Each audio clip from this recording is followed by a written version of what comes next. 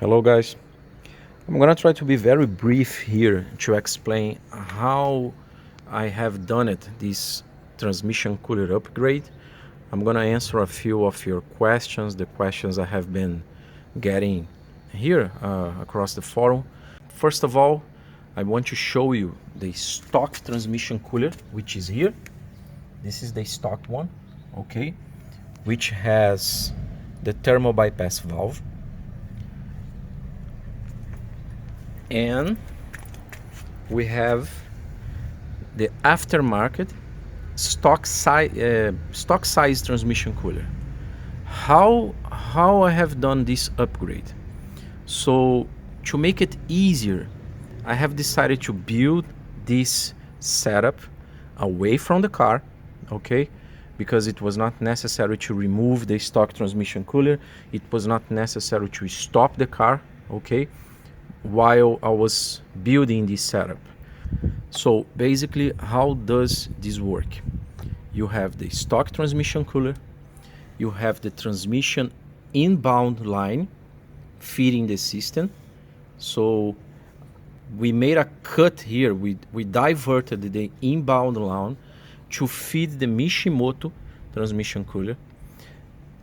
The fluid is going through the body of the Mishimoto transmission cooler. The outbound line of the Mishimoto transmission cooler, it's going to the inbound line of the stock size transmission cooler, and the outbound line of the stock size transmission cooler, it's going back. It's going toward back to the transmission. Okay, so you have the inbound line and the outbound line here, just similar to the stock transmission cooler. But for the record, why I have done that? First of all, I got this aftermarket transmission cooler for free.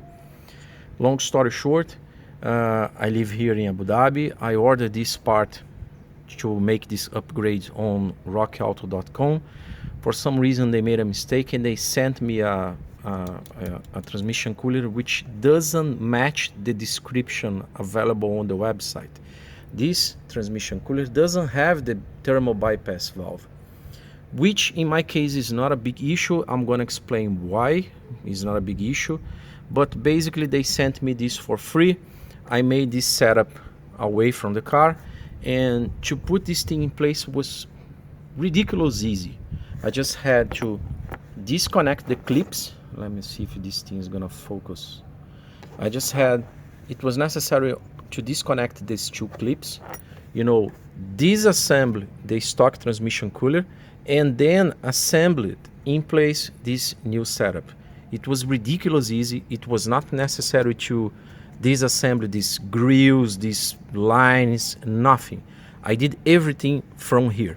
The only thing which I had to disassemble from the car was the metal plates that holds the stock horn.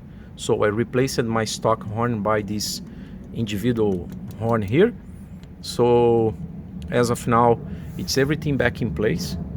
Eventually in the future, if I decide to disassemble this setup and put everything back in place and restore the stock original setting, I just have to again disconnect the two clips, unscrew these two screws here, remove this setup from here, and then put the stock transmission cooler back in place. It's ridiculous easy to put it back in place. It's gonna be very easy to make the car back to the stock settings. Okay, the only concern will be to measure the transmission fluid after I replace this setup, which there are lots of different videos explaining how to measure the transmission fluid, but this is going to be my only concern. In regards to the transmission fluid additional filter, if you notice here, you're going to see that my inbound line has some spare lines. So I can easily cut this line here, deploy one of those inline fluid filters, and that's it. I'm gonna have one additional transmission fluid filter. It's freaking easy to make it. I just have to cut this line here, connect the new filter as long the filter has enough flow to keep the fluid moving around without restrictions. I can easily deploy one of these additional transmission fluids. And honestly, it's something I'm probably gonna do it because, as you are all aware, the the stock filter on this 9-speed transmission, it's embedded to the transmission, which means the only way we have to replace that thing, it's taking all the transmission off and then replace the pan. It's a mess. Anyway, hopefully this is going to be helpful for you guys. I just wanted to show you how I have done this upgrade. For the record, I have replaced my fluid and twice. I have done it twice. And after measuring the transmission fluid, it's working fine. And the fact that I don't have the thermal bypass valve here available on this aftermarket transmission cooler, in my case, it's not a big issue because I live in Abu Dhabi. Abu Dhabi, it's a very hot and warm place, and the only time of the year you're gonna have, lower temperatures is gonna be throughout January, and the lowest temperature you're gonna get here is sometimes 12, 13 degrees Celsius during the night, because this is the desert. This is Abu Dhabi. So that's it. See ya.